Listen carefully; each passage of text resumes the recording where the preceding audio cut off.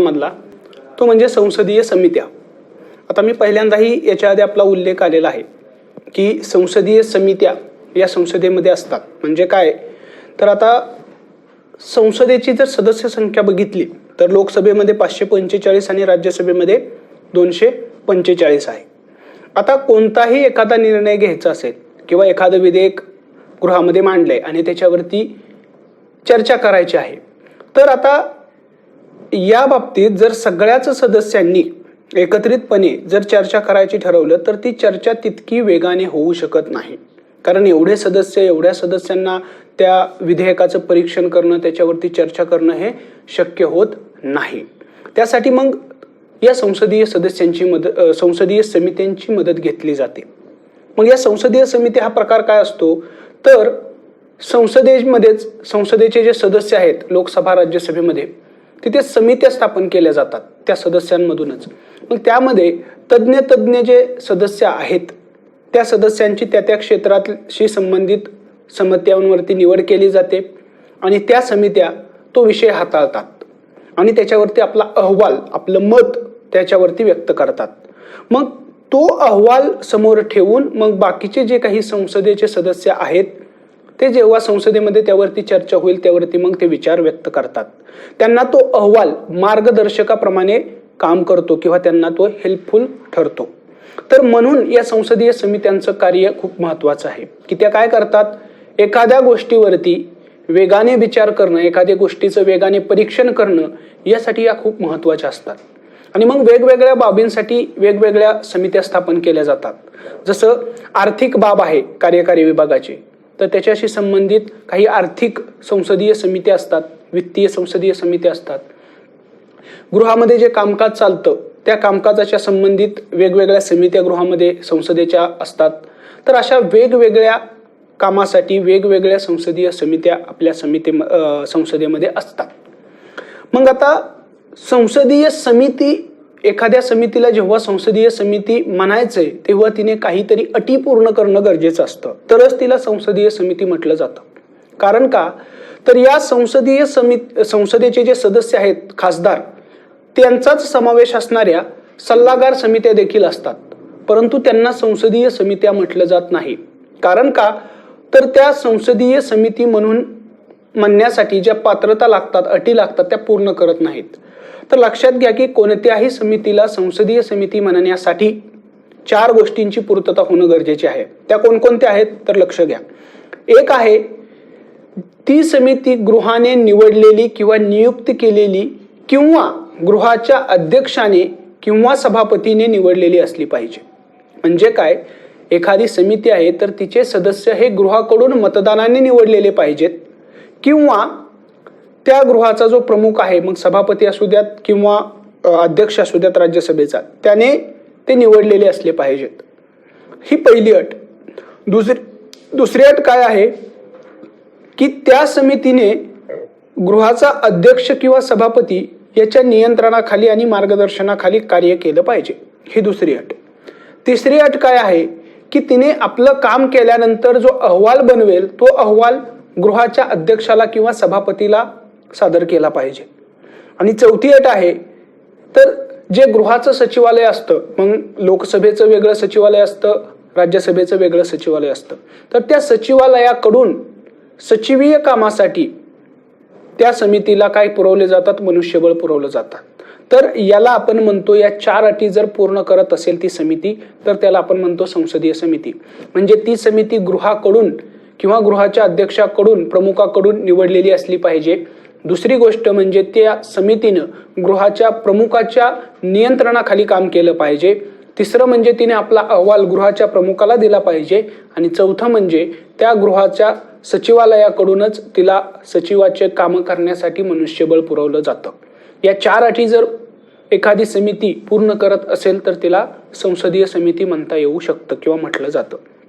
सल्लागार समित्या ज्या असतात त्या खरं तर मंत्रालयाने नेमलेल्या असतात. म्हणजे संसदीय कामकाजासंबंधी एक मंत्रालय असतं आपल्याकडे, त्याला म्हटलं जातं संसदीय कामकाज मंत्रालय.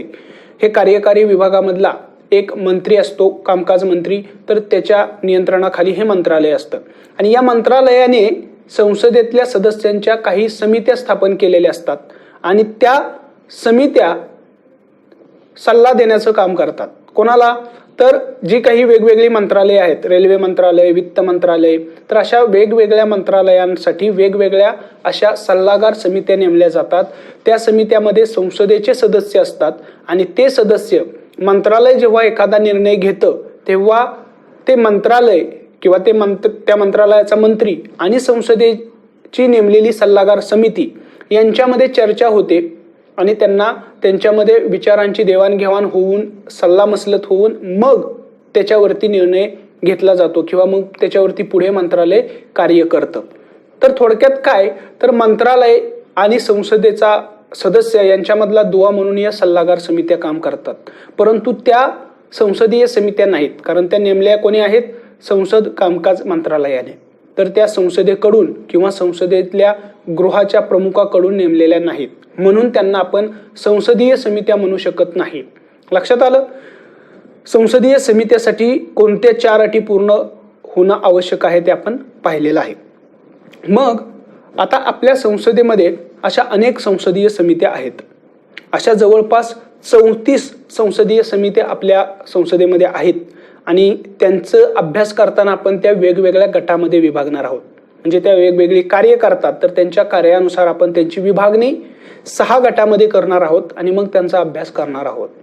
तर मग ते 6 गट कोणते बघूयात. पहिलं म्हणजे वित्तीय समिती आपण पाहणार आहोत की ज्या वित्तीय बाबींशी संबंधित आहेत. दुसरं आहे विभागीय समित्या. याचा उल्लेख आपण आधीच केलेला आहे की अर्थसंकल्प जो आहे त्याच्यावरती सर्वसाधारण चर्चा झाल्यानंतर मुख्य चर्चा होण्याच्या आधी तो या विभागीय समित्यांकडे चर्चेला दिला जातो. तर त्या अशा विभागीय समित्या आहेत. त्यानंतर तिसरा प्रकार आहे ते म्हणजे चौकशी समित्या. या समित्या विविध बाबतीमध्ये चौकशी करण्याचं काम करतात. चौथा आहे परीक्षण व नियंत्रण समित्या. तर या समित्या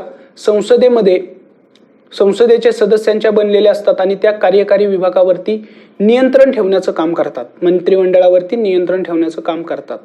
त्यानंतर पुढचा प्रकार आहे तो म्हणजे गृहाचं दैनंदिन कामकाज जे चालतं त्या संबंधीच्या समित्या. आणि सगळ्यात शेवटचा प्रकार आहे तो म्हणजे गृहसेवा समित्या. म्हणजे जे काही सदस्य असतात संसदेचे त्यांना ज्या सेवा मिळतात, म्हणजे राहण्याची सेवा असेल, ग्रंथालय असेल, तर या संबंधीच्या सेवा संबंधी जी समिती असतात त्यांना म्हटलं जातं गृहसेवा समिती. तर अशा 6 प्रकारामध्ये आपण संसदीय समित्या अभ्यासणार आहोत. मग त्यातला पहिला प्रकार घ्या विचारात, वित्तीय समित्या. तर आपल्याकडे 3 वित्तीय संसदीय समित्या आहेत. कोणकोणत्या? तर एक लोकलेखा समिती, सार्वजनिक उपक्रम समिती आणि अंदाज समिती. तर अशा या 3 समित्या आपल्याकडे संसदीय समित्या आहेत की ज्या वित्तीय बाबी हाताळतात. मग आता त्या समित्या काय काय बाबी हाताळतात ते लक्षात घ्या. तर यातली जी लोकलेखा समिती आहे ती खूप महत्वाची आहे. आता लोकलेखा समिती काय करते, तर महालेखा परीक्षकाने दिलेल्या अहवालाचं परीक्षण करून त्याच्यावरती आपला अहवाल देणं हे तिचं प्रमुख काम आहे. तर महालेखा परीक्षक कसला अहवाल देतात, तर लक्षात घ्या की आपण मगाशी म्हटलं अर्थसंकल्पामध्ये तरतूद केल्याप्रमाणे सरकार खर्च करतं आणि त्यामध्ये सांगितल्याप्रमाणे सरकार कर किंवा इतर महसूल गोळा करतं आणि त्याला संसदेची मान्यता असते. बरोबर आहे. आता या अर्थसंकल्पानुसार सरकार जे वर्षभरामध्ये कामकाज करतं, जे काही आर्थिक खर्च करतं किंवा जमा करतं, त्याचं परीक्षण करणं गरजेचं असतं. म्हणजे आपण म्हटलं की कार्यकारी विभाग किंवा ज्याला आपण मंत्रिमंडळ म्हणूयात, तर या मंत्रिमंडळाला संसदेच्या परवानगीशिवाय खर्च करता येत नाही किंवा पैसेही गोळा करता येत नाहीत. त्यासाठी आपण अर्थसंकल्प मांडून संसदेची परवानगी घेतो. परंतु असं केलं, परवानगी दिली, परंतु वर्षभरात त्यांनी काय केलं हे तपासणं गरजेचं आहे की नाही? ओके. तर ते तपासण्याचं काम महालेखा परीक्षक करत असतात आणि त्याच्यावरती वर्षाच्या शेवटी जेव्हा एप्रिल ते मार्च हे वर्ष सरकार खर्च करतं तेव्हा त्याचं परीक्षण हे काय करतात, महालेखा परीक्षक करतात आणि ते आपला अहवाल सादर करतात. त्यांनी जो अहवाल सादर केला त्याच्यावरती ही लोकलेखा समिती काम करते. म्हणजे महालेखा परीक्षकांनी जे जे त्याच्यामध्ये निष्कर्ष मांडलेले आहेत, मग त्याच्यामध्ये सरकारने एखाद्या कामावरती अवाजवी खर्च केलेला आहे किंवा तो खर्च करणं चुकीचं होतं किंवा सरकारने चुकीच्या मार्गाने खर्च केला, मंजूर नसताना खर्च केला, तर या सगळ्या बाबी ही लोकलेखा समिती काय करते, तपासते आणि त्याच्यावरती सरकारचे जे काही सरकारनं खर्च केलेला असेल किंवा आर्थिक बाबी केलेल्या असतील त्याच्यावरती टीका करण्याचं काम ही लोकलेखा समिती करते. आणि या लोकलेखा समितीचा जो अध्यक्ष असतो तो विरोधी पक्षनेता असतो, हे कायम लक्षात ठेवायचं. आणि याची जर सदस्य संख्या पाहिली तर 22 सदस्य या लोकलेखा समितीचे असतात. त्यापैकी 15 सदस्य हे लोकसभेमधून निवडलेले असतात तर 7 सदस्य हे राज्यसभेमधून आलेले असतात. अशी 22 सदस्यांची ही एक संयुक्त समिती आहे, दोन्ही गृहांची मिळून असलेली समिती आहे. आणि हिचा अध्यक्ष हा विरोधी पक्षाचा नेता किंवा विरोधी पक्षाचा सदस्य असतो, हे लक्षात घेणं गरजेचं आहे. आता ही समिती खरं तर खर्च केल्यानंतर पाठीमागच्या वर्षात जो खर्च झाला त्याचं परीक्षण करण्याचं काम करते. त्याच्यामुळे मुळात जो खर्च झालेला आहे त्याच्यामध्ये काहीही बदल होणार नाही. फक्त मग या समितीचा परिणाम काय होतो की या समितीच्या परीक्षणामुळे सरकार खर्च करताना काळजी घेतं, कारण या समितीमुळे त्याचं परीक्षण होणार आहे आणि जर त्याच्यामध्ये चुका आढळल्या तर सरकारवरती नंतर टीका होणार आहे आणि साहजिकच हा एक नैतिक दबाव सरकारवरती पडतो आणि म्हणून या समितीचं ते एक महत्व आहे. तर ह्यांना त्यांचं काम करत असताना महालेखा परीक्षक देखील सहाय्य करतात. तर अशी ही लोकलेखा समिती थोडक्यात काय करते तर सरकारने पाठीमागच्या वर्षामध्ये ज्या काही आर्थिक बाबी केलेल्या आहेत त्याचं परीक्षण करण्याचं काम ही लोकलेखा समिती करते. त्यानंतर दुसरी वित्तीय महत्वाची समिती आहे ती म्हणजे सार्वजनिक उपक्रम समिती. आता ही जी सार्वजनिक उपक्रम समिती आहे ती फक्त सार्वजनिक उद्योग जे आहेत, उपक्रम जे आहेत म्हणजे सरकारच्या मालकीचे जे जे उपक्रम आहेत त्या उपक्रमांचे अकाउंट्स तपासण्याचं काम करते. म्हणजे आता जे आपण लोकलेखा समिती काम करते तेच ही देखील समिती काम करते. फक्त ती समिती, ही सार्वजनिक उपक्रम समिती फक्त सरकारी उद्योगांपुरती मर्यादित आहे. म्हणजे सरकारच्या मालकीचे जे जे उद्योग आहेत, मग ONGC असेल किंवा सेल असेल, गेल असेल, असे वेगवेगळ्या मोठ्या कंपन्या सरकारच्या मालकीच्या आहेत, त्या कंपन्यांचं अकाउंट तपासण्याचं काम ही सार्वजनिक उपक्रम समिती करते. या समितीमध्ये देखील 22 सदस्य असतात, पुन्हा 15 सदस्य लोकसभा आणि 7 सदस्य राज्यसभेतून असतात. तर हे लक्षात घेणं गरजेचं आहे. आणि या सार्वजनिक उपक्रम समितीचा जो काही अध्यक्ष असतो तो नेहमी लोकसभेचाच सदस्य असणं गरजेचं आहे. राज्यसभेमधून आलेल्या 7 सदस्यांपैकी अध्यक्ष निवडला जात नाही, तर लोकसभेच्या सदस्यामधूनच तो अध्यक्ष निवडला जातो. तर अशी ही सार्वजनिक उपक्रम समिती आहे आणि 1964 सालापासून तिची स्थापना केली जाते. याच्या आधी आपण जी पाहिली लोकलेखा समिती ती 1921 सालापासून अस्तित्वात आहे, म्हणजे ब्रिटिशांच्या काळापासून ती अंमलात आहे. त्यानंतर आता शेवटची वित्तीय समिती आहे ती म्हणजे अंदाज समिती. तर अंदाज समितीमध्येच शब्दातच आहे की अंदाज, तर ती काय करते, खरं तर अंदाज व्यक्त करण्याऐवजी ती काटकसर समिती म्हणून ओळखली जाते. कारण का तर ती काटकसर सुचवते. म्हणजे सरकारने गेल्या वर्षात जो काही खर्च केलेला आहे तो खर्च सरकार कशा पद्धतीनं आणखी कमी करू शकलं असतं किंवा त्याच्यामध्ये काटकसर करून तो पैसा वाचवू शकलं असतं, तर याचं परीक्षण ही अंदाज समिती करते. या बाबतीत ती काय करते की सरकारने जो खर्च केलेला आहे तो कशा पद्धतीनं कमी करता आला असता, म्हणजे इफिशियन्सी कशी वाढवून हा पैसा वाचवता आला असता. म्हणजे एखाद्या बाबतीमध्ये सरकारने ज्या पद्धतीनं पैसा खर्च केला त्या पद्धतीऐवजी जर सरकारने दुसरी पर्यायी पद्धत वापरली असती तर कमी खर्च आला असता आणि त्याच्यामुळे पैसा वाचला असता. तर असं पैसा वाचवण्याचं, काटकसर करण्याचे उपाय यामध्ये सुचवले जातात आणि यामुळे देखील सरकारवरती नैतिक दबाव पडतो. कारण यामध्ये सरकार तसं करू शकलं असतं परंतु सरकारने केलं नाही आणि याच्यामुळे सरकारवरती टीका होऊ शकते. तर अंदाज समिती जी आहे ती देखील फक्त लोकसभेची आहे, लक्षात घ्या. ही अंदाज समिती फक्त लोकसभेच्या सदस्यांची बनलेली असते, ही काही संयुक्त नाही. याच्या आधीच्या ज्या 2 पाहिल्या आपण, लोकलेखा समिती आणि सार्वजनिक उपक्रम समिती, या लोकसभा आणि राज्यसभा यांच्यामधल्या संयुक्त समिती आहेत. त्यांच्यामध्ये लोकसभा आणि राज्यसभेचे सदस्य असतात. परंतु या अंदाज समितीमध्ये फक्त लोकसभेचे सदस्य असतात आणि सदस्य संख्या आहे 30च्या 30 सदस्य लोकसभेचे असतात. 1950 पासून खऱ्या अर्थाने या समितीची स्थापना होते आणि तिचं कार्य चालू असतं. तर याच्यामध्ये सत्ताधारी जो पक्ष असतो त्याचा सदस्य, म्हणजे ज्या पक्षाचं सरकार असेल तर त्या पक्षाचा सदस्यच त्याचा अध्यक्ष असतो. तर अशा पद्धतीनं ही अंदाज समिती काटकसर समिती म्हणून एक प्रकारे ओळखली जाते. आणि या तिन्हीच्या तिन्ही समित्या आता आपण ज्या पाहिल्या वित्तीय समित्या त्या सगळ्या 1 वर्षासाठी स्थापन केल्या जातात. लक्षात आलं? म्हणजे अशा पद्धतीनं पहिला प्रकार आपण पाहतोय संसदीय समित्या, त्यामधला वित्तीय समित्या, आणि त्यामध्ये आपण या 3 समित्या पाहिल्या आणि त्यांची वेगवेगळी कार्य किंवा त्यांची रचना कशी असते, कोणत्या समितीमध्ये किती सदस्य असतात, अध्यक्ष कोण असतो, या बाबी आपण पाहिल्या. आता पुढचा प्रकार पाहूयात, तो म्हणजे विभागीय समित्या. याविषयी आता आपण पाहिलेलंच आहे. तर अशा 24 विभागीय समित्या आपल्या संसदेमध्ये आहेत आणि या विभागीय समित्या काय करतात, तर अर्थसंकल्पाचं विभागवार विश्लेषण करून त्यावर अहवाल देण्याचं कार्य या विभागीय समित्या करतात. 24 समित्या असतात आणि या 24 समित्या सगळे जे विभाग आहेत, मंत्रालय आहेत, त्या कव्हर करतात.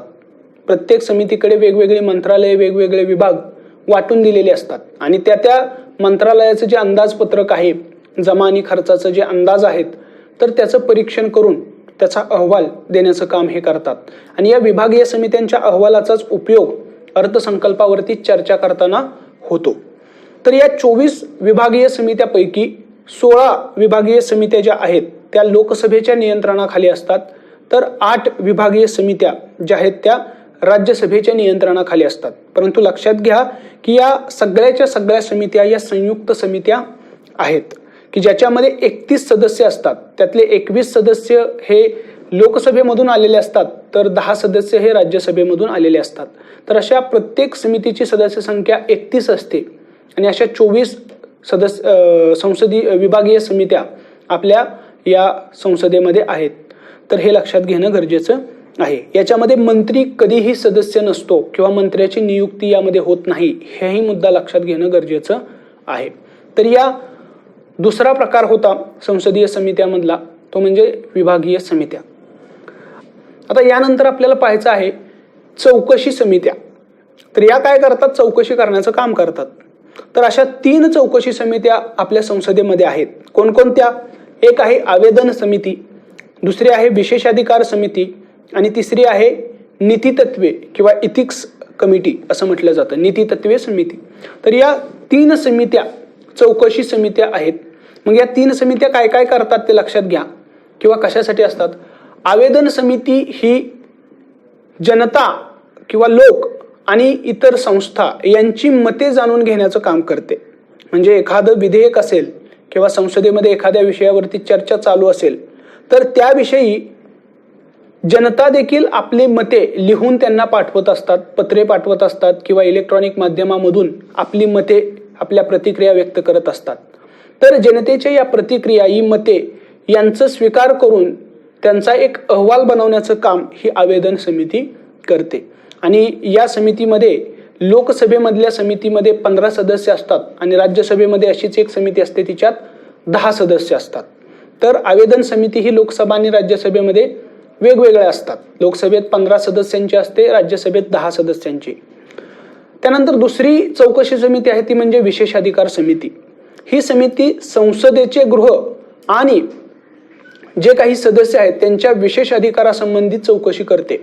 म्हणजे एखाद्या बाहेरच्या व्यक्तीने किंवा संसदेच्याच सदस्याने जर विशेष अधिकाराचा भंग केला तर त्याची चौकशी करण्याचं काम ही समिती करते. आणि या समितीमध्ये देखील लोकसभेत 15 सदस्य असतात आणि राज्यसभेमध्ये जी समिती असते तिच्यात 10 सदस्य असतात. तर अशा दोन्ही गृहामध्ये स्वतंत्र समित्या असतात ज्या विशेष अधिकारासंबंधी चौकशी करतात. तिसरी चौकशी समिती आहे ती म्हणजे नीतितत्वे समिती. ही काय करते तर संसदीय सदस्य जे आहेत, संसदेचे सदस्य आहेत, त्यांच्या आचारसंहितेबद्दलची चौकशी करते. म्हणजे संसदेच्या गृहामध्ये सदस्य जे आचरण करतात तर त्या आचरणाचे चौकशी करण्याचं काम ही नीतितत्वे समिती करते. आणि ते नीतितत्वांना धरून आहे किंवा नाही याबाबत ती समिती आपला निर्णय देत असते. तर ही एक नीतितत्वे समिती आहे चौकशी करणारी. ही समिती देखील पुन्हा लोकसभेमध्ये 15 सदस्य असणारी आणि राज्यसभेमध्ये 10 सदस्य असणारी समिती आहे. तर अशा पद्धतीने अशा या 3 चौकशी समित्या आपल्या संसदेमध्ये आहेत. आता पुढचा प्रकार आहे तो म्हणजे परीक्षण व नियंत्रण समित्या. या खूप महत्त्वाच्या समित्या आहेत कारण या समित्या काय करतात, कार्यकारी विभागावरती नियंत्रण ठेवण्याचं काम करतात, म्हणून त्या खूप महत्त्वाच्या आहेत. यामध्ये 6 समिती आहेत, तर ते आता पाहूयात आपण. पहिली आहे ती म्हणजे सरकारी आश्वासन समिती. ही समिती काय करते, संसदेमध्ये सरकारने जी आश्वासने दिलेली आहेत ती सरकारने पूर्ण केली किंवा नाही याबाबतच्या नोंदी ठेवते. आणि याचा उपयोग काय होतो की सरकारने दिलेली आश्वासने जर सरकारने पाळली नाहीत तर ही समिती त्याच्यावरती टीका करते आणि उघडकीस आणून देते की सरकारचं दिलेलं हे आश्वासन सरकारने पाळलेलं नाही. आणि एक प्रकारे ही समिती काय करते तर सरकारवरती नियंत्रण ठेवत असते. म्हणजे सरकार कोणत्या दिलेल्या आश्वासनांची पूर्तता करते किंवा कोणत्या आश्वासनांची पूर्तता करत नाही, तर या बाबी काय करते ही समिती परीक्षण करत असते. लोकसभेमध्ये याच्यात 15 सदस्य असतात, तर राज्यसभेमध्ये 10 सदस्य या समितीमध्ये असतात.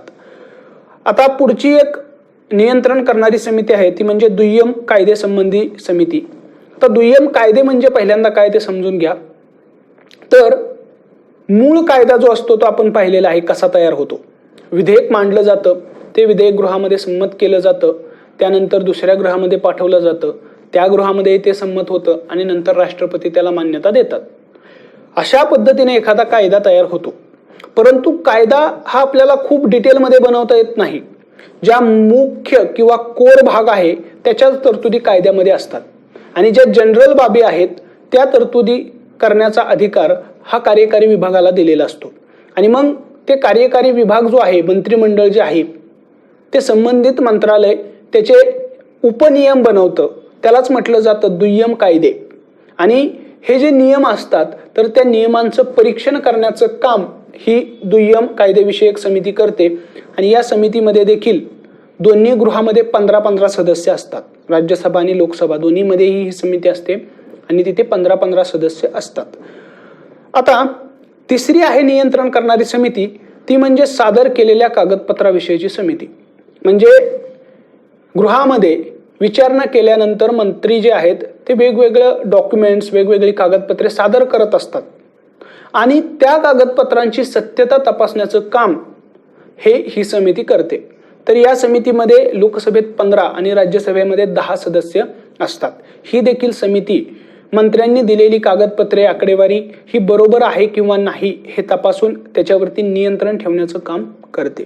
तर अशा या 3 समित्या ज्या आहेत आतापर्यंत आपण पाहिलेल्या त्या काय होत्या, परीक्षण करणाऱ्या समिती होत्या, परंतु त्या प्रत्येक गृहामध्ये स्वतंत्रपणे असणाऱ्या समित्या होत्या. दोन्ही गृहामध्ये त्या समित्या असतात.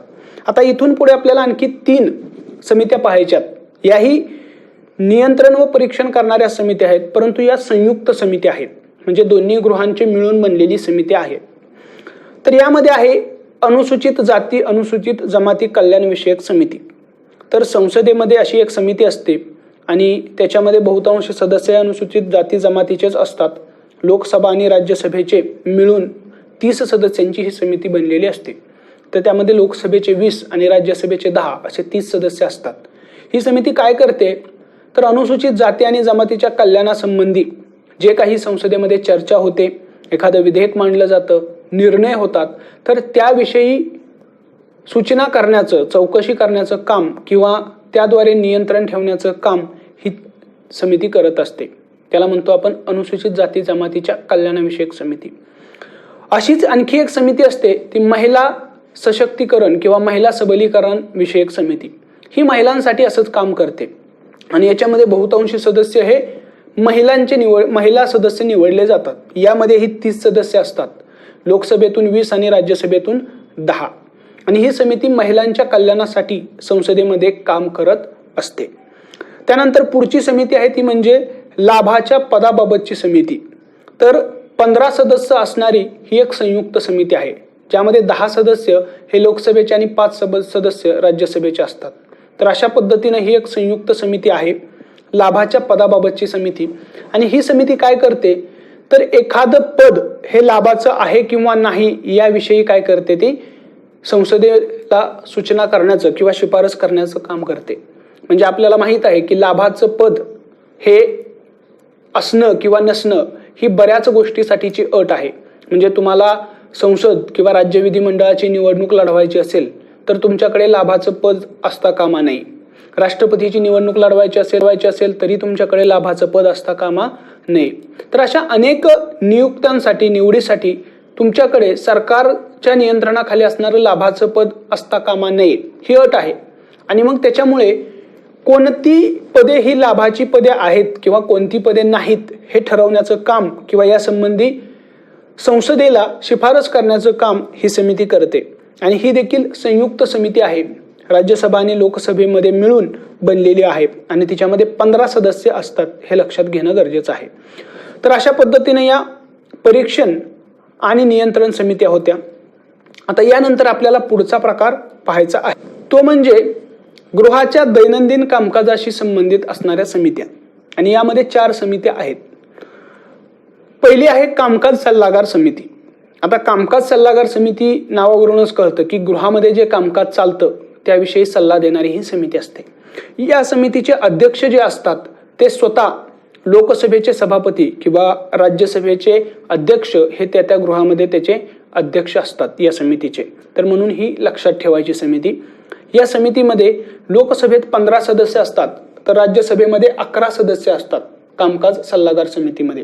ही समिती काय करते, गृहामध्ये जे कामकाज चालतं त्याचं वेळापत्रक बनवायचं आणि त्याचं नियमन करण्याचं काम ही कामकाज सल्लागार समिती करते. आणि दोन्ही गृहामध्ये स्वतंत्रपणे अशा समित्या असतात आणि या समित्याचे अध्यक्ष हे त्या गृहाचे स्वतः प्रमुख असतात, म्हणजे लोकसभेमध्ये सभापती आणि राज्यसभेमध्ये त्याचे अध्यक्ष. तर म्हणून ही महत्त्वाची समिती आहे. त्यानंतर दुसरी आहे ती म्हणजे नियम समिती. आता मी आधीच सांगितलेलं आहे की गृह जे आहेत दोन्ही लोकसभा आणि राज्यसभा त्या दोघांचे स्वतःचे असे नियम आहेत आणि त्या नियमानुसार ती गृह आपलं कामकाज करतात. तर हे नियम बनवणारी एक समिती असते, तिला म्हणतो आपण नियम समिती. आणि ही दोन्ही गृहामध्ये असते. लोकसभेमध्ये हिच्यात 15 सदस्य असतात, तर राज्यसभेमध्ये हिच्यात 16 सदस्य असतात. तर अशा 2 समित्या लोकसभा आणि राज्यसभेमध्ये असतात. याचे अध्यक्ष देखील त्या गृहाचे प्रमुख असतात, म्हणजे सभापती किंवा राज्यसभेमध्ये अध्यक्ष. तर हे लक्षात घेणं गरजेचं आहे. त्यानंतर तिसरी आहे दैनंदिन कामकाजाशी संबंधित समिती, ती म्हणजे खाजगी सदस्यांच्या विधेयकासंबंधीची समिती. आणि ही समिती फक्त लोकसभेत असते, राज्यसभेमध्ये नाही. आणि ही समिती काय करते, तर मंत्र्यांशिवाय जे सदस्य विधेयक मांडणार आहेत त्याला आपण म्हणतो खाजगी विधेयके. आणि या खाजगी विधेयकांसंबंधी ही समिती काम करते. म्हणजे जे सदस्य मंत्री नाहीत आणि ते विधेयक मांडणार आहेत तर त्यांचे विधेयकाची तपासणी करणं, त्यांच्यासाठी वेळ राखून ठेवणं, तर या बाबी ज्या आहेत तर हे करण्याचं काम ही खाजगी सदस्यांचे विधेयके आणि ठराव या संबंधी काम करणारी ही समिती आहे. आणि ही फक्त लोकसभेतच असते, यामध्ये 15 सदस्य असतात, राज्यसभेमध्ये अशी समिती नाही. त्यानंतर पुढे आणखी 4थी समिती आहे दैनंदिन कामकाजाशी संबंधित, ती म्हणजे सदस्यांच्या अनुपस्थितीबाबतची समिती. आणि ही समिती काय करते, तर गृहामधल्या सदस्यांची उपस्थितीची नोंद ठेवते, कोणते सदस्य किती दिवस अनुपस्थित राहतात, अब्सेंट राहतात त्याची नोंद ठेवते. आणि एखादा सदस्य सलग 6 महिने अनुपस्थित राहिला तर त्याविषयी निर्णय घेण्याचं काम करते. तर त्याचं सदस्यत्व आपण पाहिलेलं आहे की एखादा सदस्य जर सलग 6 महिने गैरहजर राहिला तर त्याचं पद रद्द होतं. तर त्यासंबंधी ही समिती काम करते. तर ही देखील फक्त लोकसभेतच असणारी समिती आहे. आणि या समितीमध्ये देखील गृहामध्ये 15 सदस्य असतात लोकसभेमध्ये. तर अशा पद्धतीनं या 4 गृहाच्या दैनंदिन कामकाजाशी संबंधित समित्या आहेत. यामधल्या पहिल्या 2 व्यवस्थित लक्षात ठेवायच्या, संसदीय कामकाज सल्लागार समिती आणि नियम समिती. कारण याचे अध्यक्ष काय असतात, स्वतः त्या गृहाचे अध्यक्ष हेच त्याचे अध्यक्ष असतात. लक्षात आलं. मग आता सगळ्यात शेवटचा प्रकार आता पाहूयात, तो म्हणजे गृहसेवा समिती. आता गृहसेवा या शब्दावरूनच कळेल की गृहामध्ये ज्या ज्या सेवा मिळणं अपेक्षित आहे त्या सेवांशी संबंधित आहे. मग अशा कोणकोणत्या सेवा असतात, तर एक असतं निवास समिती, की जे अधिवेशन काळामध्ये दिल्लीच्या संसदेच्या ठिकाणी जमलेले जे काही सदस्य आहेत संसदेचे तर त्यांच्या निवासाची सोय करणारी ही समिती असते. तर ही समिती त्या निवासासंबंधी काम करते. तर दोन्ही गृहामध्ये अशा समित्या असतात. त्यानंतर ग्रंथालय समिती असते, जी दोन्ही गृहामध्ये संयुक्त असते आणि तिची सदस्य संख्या असते 9. लोकसभेमधले 6 आणि राज्यसभेतले 3 सदस्य मिळून ग्रंथालय समिती बनते. आणि संसदेचं असं एक ग्रंथालय आहे ज्यामध्ये अनेक संसदीय कामकाज असेल, आपला राजकीय इतिहास असेल, अशी वेगवेगळी पुस्तके त्या ग्रंथालयामध्ये असतात आणि संसदेच्या सदस्यांना ती पुस्तके पुरवण्याचं काम ही काय करते, ग्रंथालय समिती करते. त्यानंतर संसदीय सदस्यांचं वेतन आणि भत्ते या संबंधीची एक समिती असते. ही देखील संयुक्त समिती आहे आणि याच्यामध्ये 15 सदस्य असतात. लोकसभेचे 10 आणि राज्यसभेचे 5. तर अशी ही एक संयुक्त समिती असते जी संसदेच्या सदस्यांचं वेतन भत्ते हे ठरवण्यासाठी किंवा त्याच्याबद्दल शिफारस करण्याचं काम ही समिती करते. आणि सगळ्यात शेवट गृहसेवा समिती संबंधी आहे, ती म्हणजे सर्वसाधारण उद्देश समिती, जनरल पर्पज समिती. तर आत्तापर्यंत आपण ज्या ज्या समित्या पाहिल्या त्यामध्ये कुठल्याही गटात न बसणारा विषय हाताळणारी ही समिती असते. ज्याच्यामध्ये आपण आता ज्या समित्या पाहिल्या त्या कुठल्याच समितीच्या कार्यक्षेत्रात एखादा विषय येत नाही, तर असा विषय हाताळण्यासाठी अशी सर्वसाधारण उद्देश समिती असते आणि याचे अध्यक्ष देखील त्या गृहाचे प्रमुख असतात. लोकसभेमध्ये सभापती आणि राज्यसभेमध्ये तिचे अध्यक्ष हे सदस्य असतात. तर अशी ही एक सर्वसाधारण उद्देश समिती आहे. तर या पद्धतीनं आपल्या संसदेमध्ये वेगवेगळ्या समित्या, संसदीय समित्या कामकाज करताना आपल्याला आढळून येतात. तर आपण यामध्ये महत्त्वाच्या म्हणजे आपण सगळ्याच समित्या पाहिल्या, परंतु यामध्ये महत्त्वाच्या म्हणजे पहिल्या 3 वित्तीय समित्या आणि त्यानंतर आपण काही गृहाच्या दैनंदिन कामकाजाशी संबंधित समित्या बघितल्या. त्यामध्ये कामकाज सल्लागार समिती, नियम समिती या समित्यांबद्दल परीक्षेमध्ये प्रश्न येतात. कारण वित्तीय समित्या हा तर खूप महत्त्वाच्याच आहेत. त्याची संरचना, त्याच्यामध्ये किती सदस्य असतात, ते मग लोकसभेमधून राज्यसभेमधून आलेले असतात, तर ते लोकसभेमधून किती, राज्यसभेमधून किती, किंवा त्या समित्या कधीपासून सुरुवात झाल्या. तर असे प्रश्न या वित्तीय समित्यांच्या बाबतीत येतात. लोकलेखा समिती, उपक्रम समिती आणि अंदाज समिती. त्यानंतर गृहाचे अध्यक्ष जे असतात, प्रमुख असतात, सभापती किंवा अध्यक्ष, हेच ज्या समित्याच्या अध्यक्षपदावरती असतात. तर अशा समित्याबद्दल देखील परीक्षेमध्ये प्रश्न आलेले आहेत. मग यामध्ये 3 समित्या येतात: कामकाज सल्लागार समिती, नियम समिती आणि सर्वसाधारण उद्देश समिती. या 3 समित्याचे अध्यक्ष हे लोकसभेचे सभापती आणि राज्यसभेमध्ये राज्यसभेचे अध्यक्ष असतात. तर लक्षात आलं. अशा पद्धतीनं या आपण संसदीय समित्यांचा अभ्यास केलेला आहे. यानंतर थोडा फॅक्च्युअल डाटा आपण घेऊयात या समित्याबद्दल किंवा एक प्रश्न तयार करूयात.